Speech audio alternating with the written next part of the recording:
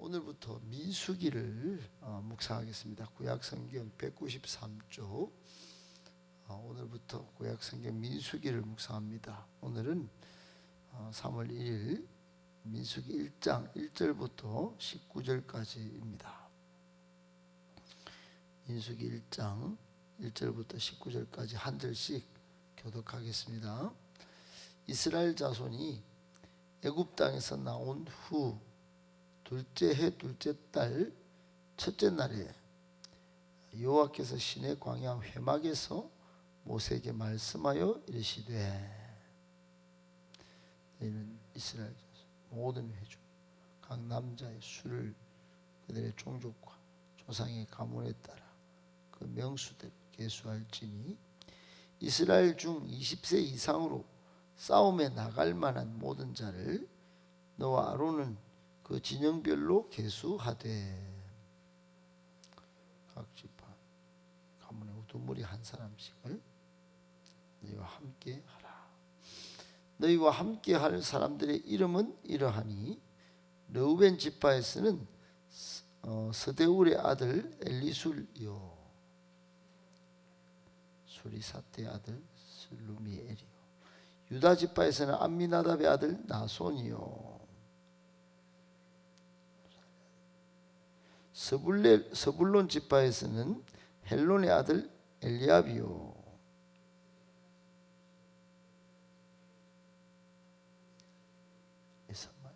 므낫세 지파에서 버다술의 아들 가말리엘이요, 베냐민 지파에서는 기드온의 아들 아비단이요, 암미사대의 아들 아히에셀이요, 아셀 지파에서는 오그란의 아들 바기엘이요, 의 아들 엘리아사, 납달리 지파에서는 에난의 아들 아히라이니라 하시니, 그들은 회중에서 부름을 받은 자요, 그 조상 지파의 지휘관으로서 이스라엘 종족들의 우두머리라. 모세와 아론이 지명된 이 사람들을 데리고 둘째 달 첫째 날에 온 회중 종족과 조상의 가문에 따라 20세 이상의 남자의 이름을 자기 계통별로 신고하며, 같이 읽겠습니다. 여호와께서 모세에게 명령하신 대로 그가 시내 광야에서 그들을 계수하였더라. 아멘. 네, 어제 장례가 있어서 김해까지 다녀오느라고 우리 장로님을 비롯해서 고생을 하셨고 오늘 못 나오신 것 같아요.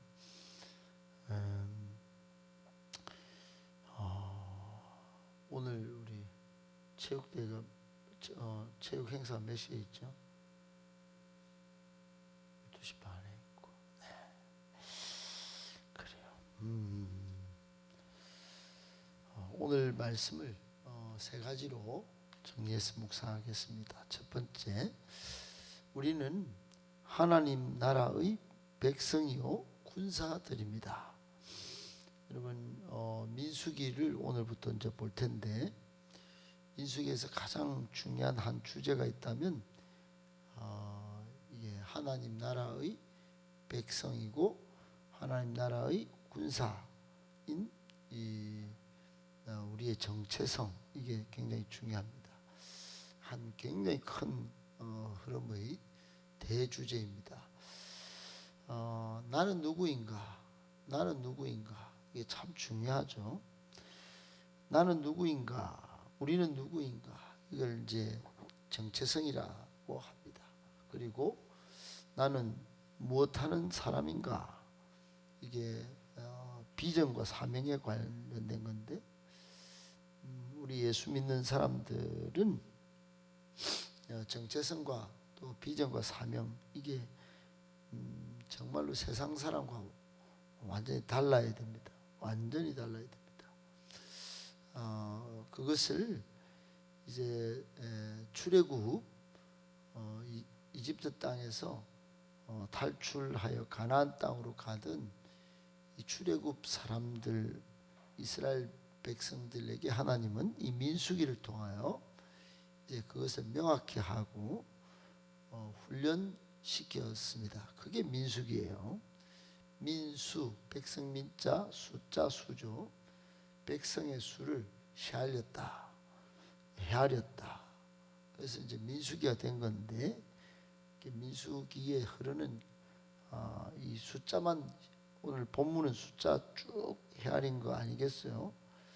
숫자를 쭉 헤아리는 장면이 1장 전체에 나올 겁니다. 또 26장에 또 나올 건데 두 차례 군사를 계수했어요. 싸움에 나갈 만한 사람들 60만 명이 되죠. 60만 3천 명, 나중에는 60만 1,000명 뭐 이렇게 쭉.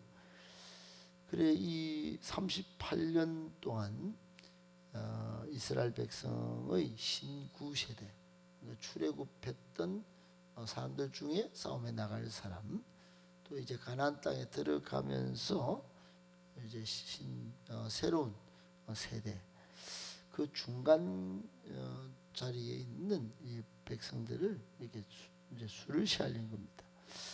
38년 동안 하나님은 광야에서 이스라엘 백성들로 하여금 너희들은 어느 나라 백성인지 정체성을 교육했습니다. 우리도 이 땅을 사는 동안 내가 누구인지 그걸 잘 훈련받아야 합니다.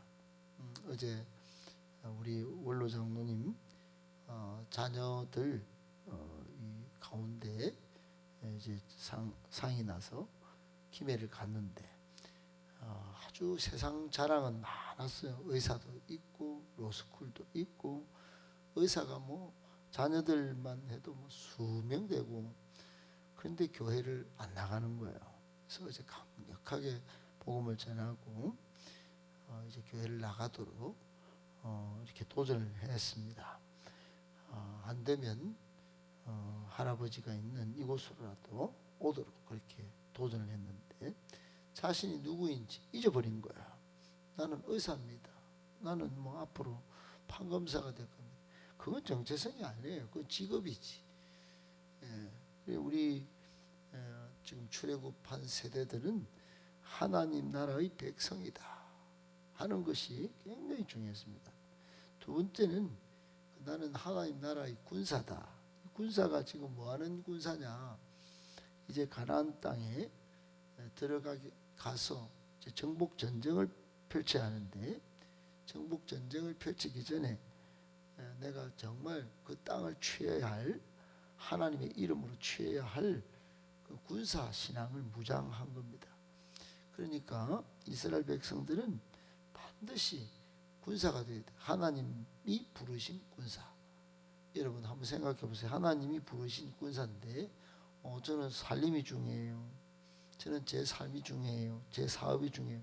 그럴 수 없다는 겁니다. 그거 다 내려놓고 일단 땅을 차지해야지. 땅에 들어가지도 못하고 광야 38년 헤매다가 팍 꼬꾸라진다. 그거 참 불행한 일이죠. 이스라엘 백성들에게 지금 싸움에 나갈 만한 수를 계수하고 앞으로 약속의 땅에 들어갈 해야 할 비전과 사명을 새롭게 하는 건 너무너무 중요했죠. 이제 시작될 하나님의 주권적 통치의 시대. 옛날에는 포로기에 이집트의 포로로 살았는데 하나님의 주권에 따라 사는 백성으로서의 걸맞는 백성을 훈련시킬 필요가 있었습니다. 그게 민수기예요. 오늘부터 살펴볼 민수기. 그러면서 가나안 정복 전쟁을 원활하게 수행하는 준비를 합니다. 하나님은 철두철미 준비시킵니다. 여러분, 우리의 남은 인생 정말 천국을 준비하는 그런 시간이 되기를 바라고, 또 우리의 삶에 공격해 들어오는 모든 영적 전쟁을 위한 그 원활한 전쟁을 수행하기 위한 기도 훈련, 그리고 순종 훈련, 이게 지금 내가 하나님 나라의 백성으로서, 군사들로서 가져야 할 자세다. 꼭 기억해야 합니다. 그리고 우리 다음 세대들, 우리 자녀들 앞으로 닥칠 여러 가지 전쟁들 위해서 지금부터 우리가 기도해야 할 필요가 있지요.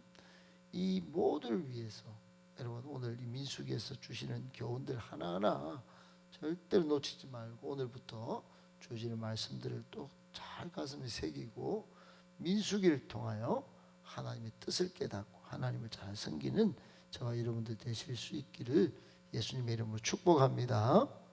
아멘. 두 번째, 삶의 구심점은 하나님과 교회여야 합니다. 여러분, 삶의 구심점이 계십니까? 내 삶의 중심은 어디를 중심으로 돌아갑니까? 매우 중요합니다. 하나님 나라 백성은 매우 중요합니다. 사람들은 대부분 가정이다 이렇게 말. 네, 가정 맞습니다. 그런데 이 하나님 나라의 백성은 그것보다 더 중요한 게 하나님이고, 존재로 보면 하나님이고, 또 로케이션 장소로 치면 교회입니다. 교회. 오늘 이스라엘 출애굽 백성들은 오늘 1절에 하나님이 시내 광야 회막에서 모세에게 말씀하시고 군사훈련 그리고 비전과 사명을 받습니다. 앞으로도 삶의 모든 여정 속에 회막을 중심으로 모이고 또 전진하고 합니다. 이 회막, 여기 하나님이 임재하신 것이죠. 곧 하나님 중심으로 앞으로 벌어질 모든 일들을 하나님은 하게 하신 겁니다. 회막 앞서서 안 됩니다. 하나님이 회막으로 먼저 가시고, 그러면 백성들이 일어서 가고, 회막이 멈추면 멈추고, 그리고 회막을 수습해서 이제 뭐 호대가 분주하면 가는구나 그러고 가는 겁니다. 여러분, 오늘날 우리는 어디를 중심으로 살아가야 합니까? 교회입니다. 교회. 그래서 신약 성경에 보면 마지막 시대에는 모이기를 피하는 습관이 생겨난다. 그래서 굉장히 악습관입니다. 여러분, 교회를 중심으로 잘 모여야 합니다.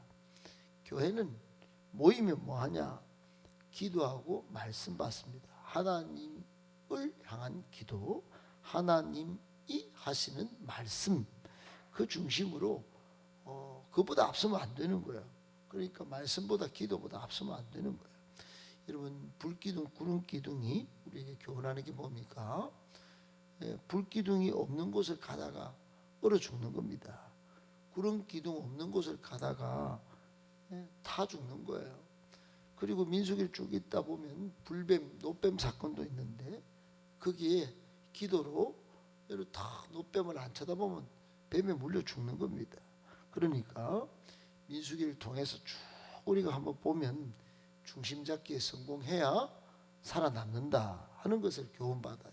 꼭 기억해야 합니다. 여러분, 삶의 구심점, 하나님을 벗어나면 거기에 죄가 들어오고 그 영원한 형벌받아 사망입니다.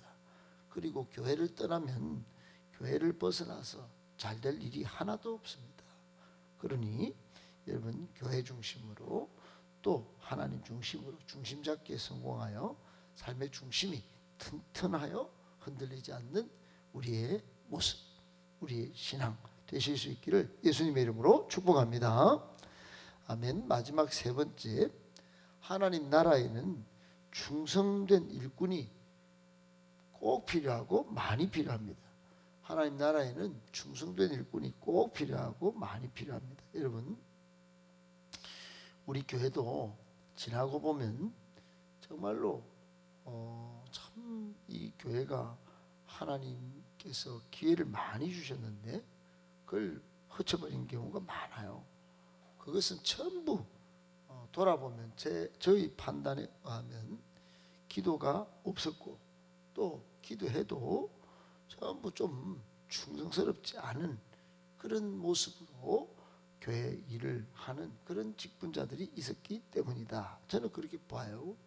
충성스러운 일꾼이 많이 있었다면 교회가 이 정도로 머물러 있지 않았을 것입니다. 몇 번의 돌파할 기회가 있었어요. 한 명의 청소년이 몇 년 만에 50명이 되고 그 애들이 다 청년이 되고 이랬습니다. 다 수습을 못했어요. 전기 좀 쓰면 전기 쓴다, 물 좀 쓰면 물 쓴다, 손가락질 하는 일은 많았죠. 어른으로서, 영적인 어른으로서 조금 쓰면 내가 이건 우리 아들 쓰는 것이다 생각하고 좀 그렇게 받쳐주고 해야 되는데 그러지는 못한 거예요. 여러분, 이 충성스러운 헌신하는 일꾼들이 얼마나 하나님 나라에 필요한지 모릅니다. 지금도 마찬가지예요. 많은 청소년, 청년들이 교회를 등지는 이유는 어른들이 너무 계산적이다, 자기밖에 모른다 하는 겁니다. 여러분, 오늘도 본문에 보시면 12지파의 우두머리를 뽑습니다. 우두머리, 부름받은 자, 회중에서 부름받은 자, 거기에 레위인을 구별시키죠. 이 사람들은, 레위인들은 세상 일을 포기한 사람들이에요. 전부 성막 중심으로 성막의 일을 하고 제사 일을 돕는 사역을 합니다. 하나님을 섬긴 것이지요. 이스라엘 공동의 질서를 유지하는 데 앞장섰던 사람들, 이 사람들은 충성하지 않으면 안 됐던 사람입니다. 그야말로 그 사람들의 삶의 자세는 하나님이 주시는 공급 외에는 다른 것으로 먹고 살 길이 없었어요. 충성할 때 하나님이 그들을 먹여 살리고 또 그들의 행위를 통하여 질서를 잡고 화합을 도모하고 그렇게 약속의 땅을 향하여 가도록 한 겁니다. 여러분, 우리 교회도 마찬가지예요. 하나님이 주시는 거 신뢰하는 충성스러운 일꾼, 하나를 맡겨도 열일을 해내는 열정적인 충성하는 일꾼. 순간순간 원망하고 불평하는 그런 1세들은 다 죽습니다.